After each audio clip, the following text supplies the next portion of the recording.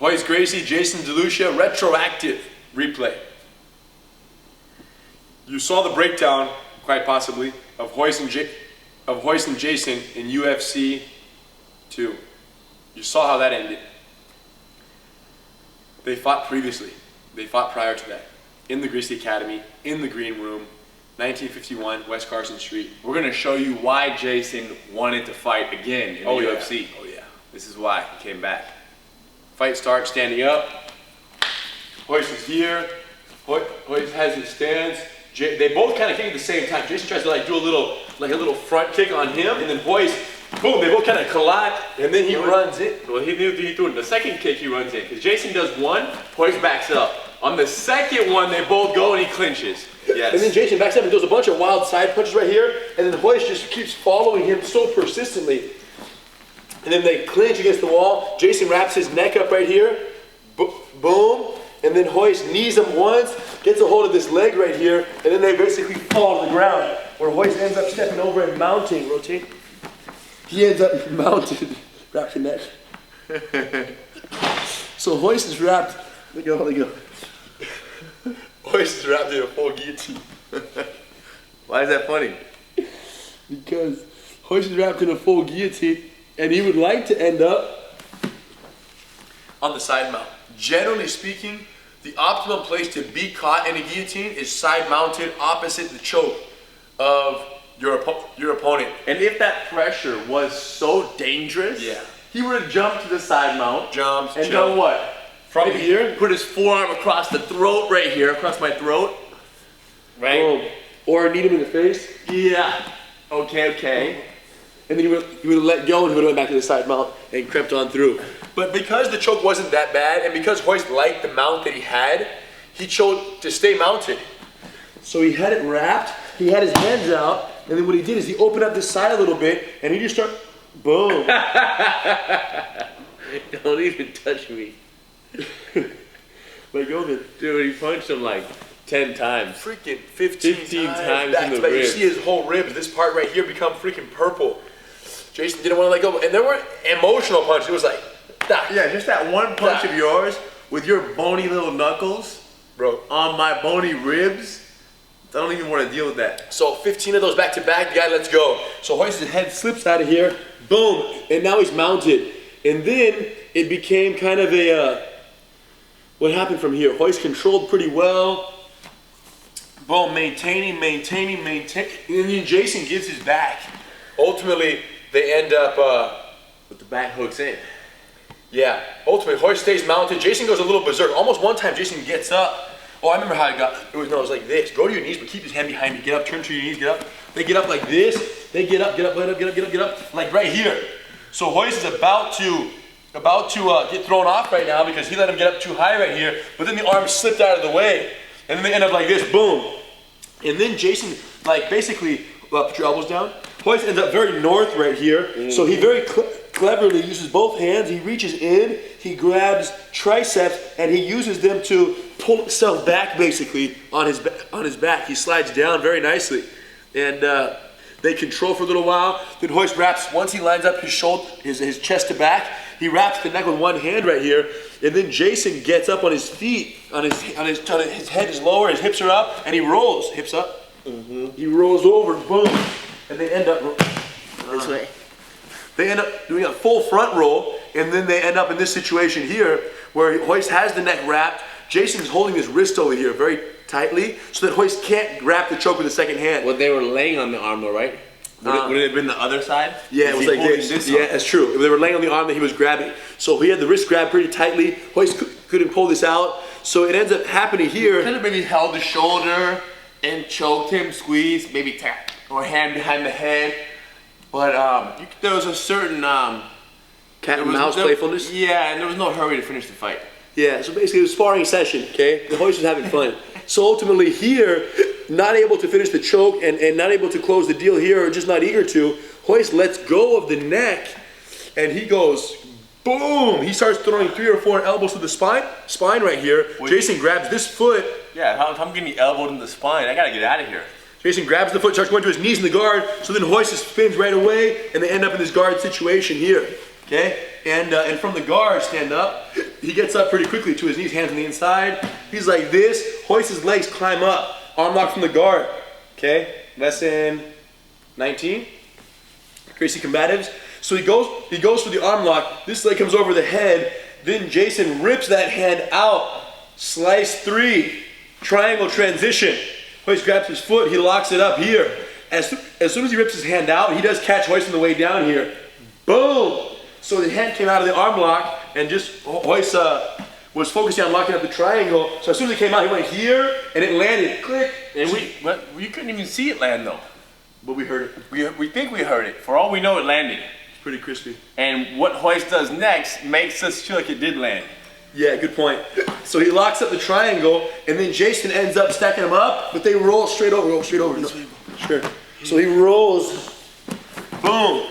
And we end up here. Dang. You guys, Royce knows how to choke people out. He could have easily choked Jason from here. He didn't. He chose not to. First he goes pop, and Royce has his knuckles wrapped. You know, they're wrapped to protect his knuckles a little bit. Pop. He was. Pop. Jason was trying to block. Hold on. He was actually blocking like certain angles. So Royce would just always find the one angle that he was not blocking. You can see Royce was punching, but it was very unemotional. It was still, I mean, maybe a little emotional from that one time he got hit right there. But it was very controlled. He wasn't just going crazy all his might, because he would break his hand on the guy's skull. So it was like, boom, boom. It was very, very accurate and very poppy punches. And then he clears his arm out of the way. Boom, and he has a free shot. He goes free shot. And you'll see Jason, you know, say stop. And Royce lets go. So, very beautiful moments of control there.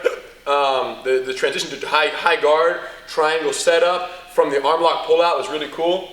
The elbow hit to the back is what gave Jason the opportunity. Yeah, it was interesting to me, but I've never seen that before except for in that fight. To the back of the middle of the spine. I've seen to the neck, right, but like to the center of the spine. And it's usually used when someone is like this, belly neck hiding, because you want to expose their neck, so they go like this and they open up, you know? So for Royce to have used it from the back mount when they were belly up was a little bit risky from a control perspective. Correct. But you know. But you can see immediately when he did it and Jason ran away, Royce followed up, it was very much like, who cares? It was very playful. What's the worst that can happen? Yeah. I elbow him, he gets away, I'm just going to clinch, and we're just going to keep, because once the clinch happened and once the clinch and then the ground, to Royce it was like, okay, yeah, let's just it's spar. only a matter of time. You know, there's a certain element of, I don't want this game to end. Yeah, you want to keep playing, you know? Keep the roller coaster going forever. So he let it ride out, you know, for a reasonable amount of time, and then he closed the deal. I think that because Jason was so squirmy, and because Jason got one punch in, and because Jason got him in a half guillotine, he really thought that I got his number, I can get him the next time. Jason thought, yeah. Which is why he chose to enroll in the UFC. You know what I'm saying? Like, he's like, dang, I got his number, I can get him.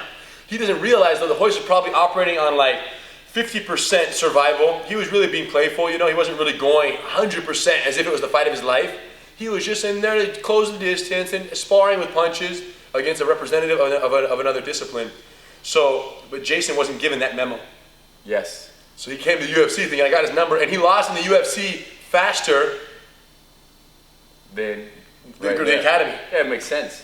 Royce wasn't trying to play around. Royce wasn't messing around, yeah. And the UFC was different. There was too much at stake, too many people watching. And there was more fights. Too big of a cause, educational for the globe. Multiple fights. Yes, you want to minimize the amount of time in each fight so you can get to the next one and save energy. Now, and real quick, on the clinch, we were discussing earlier on the clinch, when Royce comes in for the clinch, how persistent he was, right? You talked about it, how Jason was hitting, going backwards, and Royce keeps going, boom, until they hit the wall. Or it could have been a car or the cage or whatever, but the idea of just continuing. And also sometimes you might see, whether it's Royce or our father or whoever, the hands are not always perfectly blocking the head all the way in. Sometimes one arm might drop a little sooner to block a punch, to grab the body. And you discussed that before many times, and how we teach things even a move like taking the back from the guard, Right. or a trap and roll, or mountain control. But we teach things and we understand that modifying them will happen. And you gotta do what works for you. And sometimes you see Royce or whoever, Gracie representative or anybody doing anything a little different. There's no rules. Yeah, there really aren't. And yes, that's, especially with the clinch, we teach you guys have your hands up and make contact and then come down. But man, in the fight for your life, you know, when you gotta grab that person at some point between here and entering and here, you have to grab them. So your hands might come down a second sooner than later.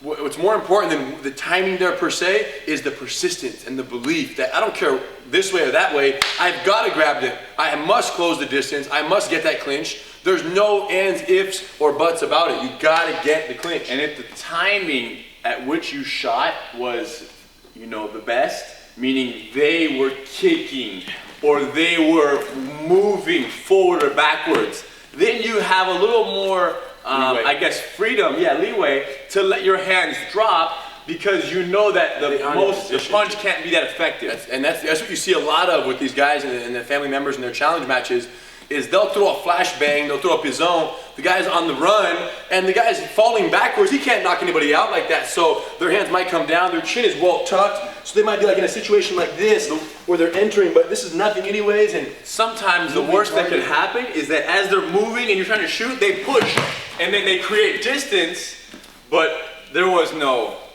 That's the worst thing, but most time that doesn't happen because if they're trying to hit you, they aren't thinking about distance. Of course. So the few times where that happened, it was a good example was like Royce and Keith Hackney. Keith, when Royce entered, Keith just grabbed him and was only thinking about not hitting him, but just keeping that distance. If he would have been more punch focused, then it might have been a little easier to get the clinch. Yeah, the easiest guys to clinch are the most aggressive ones.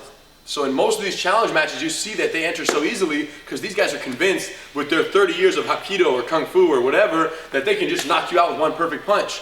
It's an illusion, you guys. They can, but how hard is it to catch that punch when I'm kicking your knee, protecting my face, and I'm moving? You gotta like line that up and I'm all the way over, you know? It's so much movement that it's just, how are you gonna hit that moving target? To knock someone out when they're standing still is hard enough. What about when they're kicking at you, shooting at you, moving, and ducking their head? It's very challenging to find it at that split second. And if you don't find it, guess what? You're done. Their only chance is that perfect punch. Our only chance is if we get a hold of them and bring them to our territory. Who has better chances? But that's not our only chance, though. True that. You said our only chance if we... You're trying to make a point. It landed good left and right there, bro. Correct. Well, be careful. Bro, why'd you have to shoot it down publicly like that? I'm just saying what it is. True that. If the fight never even goes to the clinch, right, and we just throw a front kick, a jab, and just kind of stay away because he never, you know, attacks me, then that's no problem either. Then you win. I'm safe. You win.